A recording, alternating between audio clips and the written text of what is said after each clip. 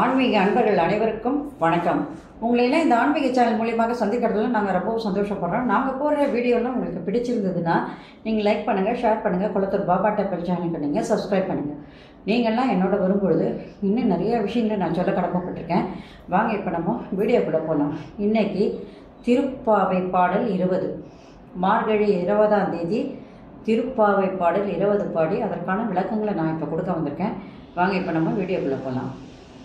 33 அமரர்க்கு முன்சென்று கப்பம் தவிர்க்கும் கலியே துயிலெழாய், செப்பமுடையாய் திரள் உடையாய், செற்றார்க்கு வெப்பம் கொடுக்கும் விவலா துயிலெழாய், செப்பென்ன மென்முலை செவ்வாய் சிறுமருங்கில் நப்பின்னை நங்காய் திருவே துயிலெழாய், உக்கமும் தட்டொழியும் தட்டுன் மணவாளனை இப்பொழுதே எம்மை நீராட்டேலோ ரெம்பாவாய். இது பாடல். இப்போ இந்த பாடலுக்கான விளக்கம். கண்ணன் இந்த பாடலிலும் நப்பின்னையோடு ஆண்டாள் பேசுவதாக அமைந்துள்ளது. கண்ணனுக்காக நப்பின்னையோடு ஆண்டாள் பேசுகிறாள். அவ்வாறு பேசினாலும் கூட அங்கேயும் தன் கணவனாகிய கண்ணன் எப்பேற்பட்ட வீரன் அப்படிங்கிறத அழகாக அந்த பாட்டில் ஒரு சில வரிகளில் சொல்லியிருப்பான். பக்தர்களின் துயர் துடைப்பதற்கு வருகின்ற அந்த இறைவன் எப்பேற்பட்ட அன்புடையவன் என்பதையெல்லாம் இந்த பாடல்ல அழகாக ஆண்டாள் தாய் விளக்கி கூறுகின்றாள். சரி, இப்ப பாடலுடைய விளக்கத்துக்கு வருவோம். பக்தர்களின் துயர் துடைக்க வேண்டுமானால் 30 முக்கோடி தேவர்களும் வருவதற்கு முன் அங்க பரந்தாமன் அங்கே வந்து விடுகிறார். முதல்ல வந்து அந்த பக்தர்களினுடைய துயரத்தை நீக்கி அவர்களுடைய பயத்தையும் போக்குகின்றார். இதுக்கு உதாரணம் சொல்லணும் அப்படின்னா, கஜேந்திரன் என்ற யானைக்கு மோட்சம் கொடுத்தது. முதலை வந்து அந்த யானை பிடித்து உள்ளே இழுத்து கொல்ல நினைக்கும் பொழுது ஆதி மூலமே என்று அந்த யானை வந்து கத்த, அடுத்த நிமிஷம் 30 முக்கோடி தேவர்களுக்கும் முன்னாடியே சொன்ன அடுத்த மாத்திரத்திலேயே அங்கே திருமால் வந்து அந்த கஜேந்திரனை காப்பாற்றி அதுக்கு மோட்சத்தையும் கொடுத்தார். இந்த மாதிரி எந்த பக்தர்களாக இருந்தாலும் சரி, அவர்களுடைய துன்பத்தை நீக்கி, அந்த துன்பத்தை நீக்கினா கூட நமக்கு உள்ளுக்குள்ள ஒரு பயம் இருந்துகிட்டே இருக்கும். ஒரு திருடன் வந்து ஒரு செயினை அறுத்துட்டு போறான் அப்படின்னு சொன்னா அதை திருப்பி கொண்டு வந்து கிடைச்சிடுச்சு அவங்க அந்த அம்மாவுக்கு அப்படின்னா கூட அந்த பயம் வந்து உள்ள இருந்துகிட்டே இருக்கும். அப்ப அந்த துன்பத்தையும் நீக்கி பயத்தையும் நீக்கக்கூடிய அளவுக்கு அந்த இறைவனுடைய கருணையானது இருக்குது. இப்போ அந்த பரந்தாமன் துயிலெழ வேண்டும். அந்த பரந்தாமன் எப்படிப்பட்டவன்? நேர்மையானவன், ஆற்றல் உள்ளவன். எப்படிலாம் அந்த அம்மா வந்து தன்னுடைய கணவனாகிய கண்ணனை விவரிக்கிறாங்க பாருங்க. நேர்மையானவன், ஆற்றல் உடையவன், பகைவர்களை எல்லாம் வென்று அவர்கள் பயந்து ஓடும்படியாக அவர்களை அடித்து மக்களை காக்கக்கூடிய விமலன். அந்த விமலன் இப்பொழுது துயிலெழ வேண்டும் அப்படின்னு சொல்லி, இறைவா கண்ணா நீ துயிலெழுவாயாக என்று அழகாக அந்த கண்ணனை பாடுகிறாள் ஆண்டாள். அடுத்தபடியாக இப்போ நப்பின்னை கிட்டே வராங்க.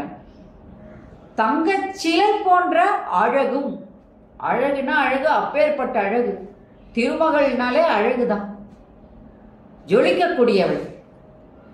அந்த அழகான அந்த நப்பின்னை, அவளுடைய இதழ்கள் எப்படி இருக்குன்னா சிவந்த செவ்விதழ்கள், அழகு தோற்றமுடையவள், தங்கச்சிலை போன்றவள், சிறிய இடையை உடையவள். அத்தகைய நப்பினையே நீயும் துயில் எழுவாயாக. நீ துயில் எழுவது மட்டுமல்ல, உறங்கிக் கொண்டிருக்கின்ற அந்த கண்ணனை நீ இப்பொழுது துயில் எழுப்ப வேண்டும். சும்மா எழுப்பி அனுப்பக்கூடாது. வரும்பொழுது விசிறியும் கண்ணாடியும் தந்து உன் கணவனை நீ எழுப்பி இப்பொழுது இங்கே அனுப்பு. நாங்கள் எங்கள் உள்ளமும் உடலும் சுத்தமடைந்து எங்கள் குறைகளை நாங்கள் இறைவனிடத்தில் கூறுவதற்காக இங்கு வந்து காத்துக் கொண்டிருக்கின்றோம். நாங்கள் காத்துக்கிட்டு இருக்க எங்ககிட்ட நீங்கள் உடனடியாக கண்ணனை எழுப்பி அனுப்பணும். வரும்பொழுது விசிறியும் கண்ணாடியும் கொடுக்கணும். விசிறி என்பது நம்ம விசிறும் பொழுது நமக்கும் காற்று வரும், மற்றவங்களுக்கும் பக்கத்தில் இருக்கிறவங்களுக்கும் காற்று வரக்கூடியது. கண்ணாடி என்பது எதை நம்ம முன்னாடி பிம்பமாக காட்டுகிறோமோ அதை மட்டும்தான் அந்த பிம்பம் வந்து காட்டும். அதை எடுத்துட்டா அந்த பிம்பமானது விலகிடும். அதுபோல அந்த இறைவனுடைய எங்களுடைய மனதாகிய அந்த கண்ணாடியில் இருக்கின்றதை பிரதிபலிக்கக்கூடியவன் அந்த இறைவன்.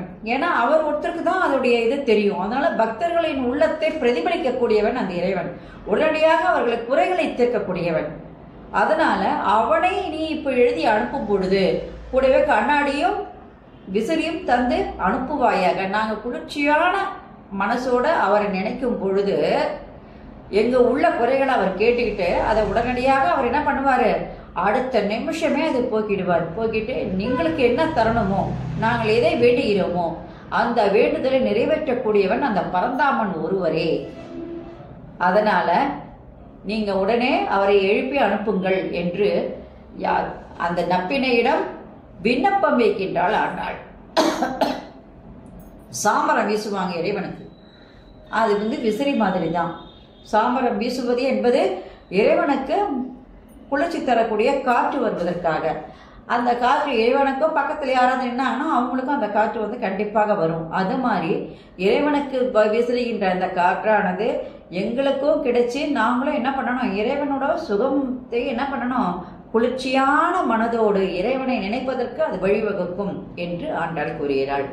இது பாடலுடைய விளக்கம். இப்ப இந்த பாடலுடைய சிறப்பு. கண்ணாடி என்பது பிம்பங்களை எதிர்த்து காட்டக்கூடியது. நாம் எதை காட்டுகிறோமோ பார்க்காத முன்னாடி காட்டுறோமோ அது வந்து அது அப்படியே பிரதிபலிக்கும். அதுலேருந்து நம்ம அதை விலக்கிட்டா அது வந்து காட்டாது. அது மாதிரி இறைவனானவன் எங்களுடைய மனதில் இருக்கின்ற குறைகளை காட்டுகின்றவன். அதை வந்து அவர் தான் பார்க்க முடியும்.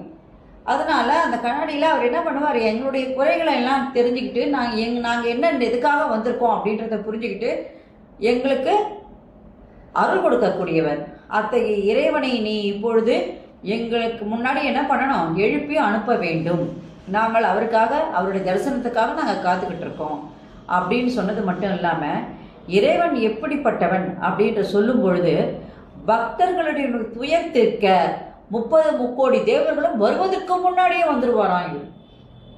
அப்ப பரந்தாமன் அனைவருக்கும் அருள் கொடுக்கக்கூடிய ஆதி மூலம். அந்த ஆதி மூலம் இப்பொழுது எங்கள் குறைகளை தீர்க்க வேண்டும் அப்படின்னு சொல்றாங்க. அப்ப அந்த இறைவனுடைய வீரத்தையும் பராக்கிரமத்தையும் அங்க சொல்றாங்க. பகைவர்கள் எல்லாம் மஞ்சி ஓடக்கூடிய அளவுக்கு பராக்கிரமம் நிறைந்தவர், ஆற்றல் உடையவர், அன்புடையவர் அப்படின்லாம் சொல்லிட்டு அப்புறம் அந்த அம்மா விவரிக்கும் போது தங்கச்சிலை போன்றவள், செவ்விதழ்களை உடையவள், மெல்லிய இடையை உடையவள், இதழ்களையும் சொல்லி இடையும் சொல்லி அந்த அம்மாவோட மொத்த அழகையும் சொல்லும் போது தங்கச்சிலைன்னு ஒரே வார்த்தையில சொல்லிட்டாங்க. அத்தகைய சிறப்பு வாய்ந்த அழகான ஒரு மனைவி கண்ணனுக்கு. அதனால அந்த அம்மாவை லட்சுமி தேவியாகிய அவளை நாம் வந்து முதலில் வணங்கி நாம் வந்து அவளை வந்து நம் குறைகளை அவளிடம் சொல்லும் பொழுது அதை வந்து கண்ணனிடம் எழுப்பி கண்ணனிடம் சொல்லி அவன் வந்து என்ன பண்ண நம்முடைய குறைகளை தீர்க்க வேண்டும். கண்ணன் வந்து நம் குறைகளை தீர்ப்பதற்கு அந்த தேவிதான் அருள் புரிய வேண்டும், நப்பினியாகிய தேவிதான் அருள் புரிய வேண்டும். அதற்கு அவருடைய அருள் இருந்தால்தான் நம் கண்ணனை உடனடியாக நம்ம என்ன பண்ணணும், குறை தீர்ப்பதற்கு அழைக்க முடியும் என்பதற்கால் நேரடியாக நப்பின்னையோடு ஆண்டாள் பேசுவதாக இப்பாடல் அழகாக விவரிக்கப்பட்டுள்ளது. நன்றி, வணக்கம். இந்த வீடியோ உங்களுக்கு பிடிச்சிருந்ததுன்னா நீங்கள் லைக் பண்ணுங்க, ஷேர் பண்ணுங்க, கொளத்தூர் பாபா டெம்பிள் சேனலுக்கு நீங்க சப்ஸ்கிரைப் பண்ணுங்க. எல்லாரும் தொடர்ந்து கேட்டுக்கிட்டே வாங்க. கண்டிப்பாக மார்கழி மாதம் முடிஞ்ச உடனே கண்டிப்பான பலன்களை நீங்கள் அங்கே அடைவீர்கள் என்பதுதான் உண்மை. நன்றி, வணக்கம். நாளைக்கு 21வது பாடல் பாடி அதற்கான விளக்கங்களை சொல்ல வரேன். ஓம் Sairam. Subscribe to my channel and please press the bell icon for more videos.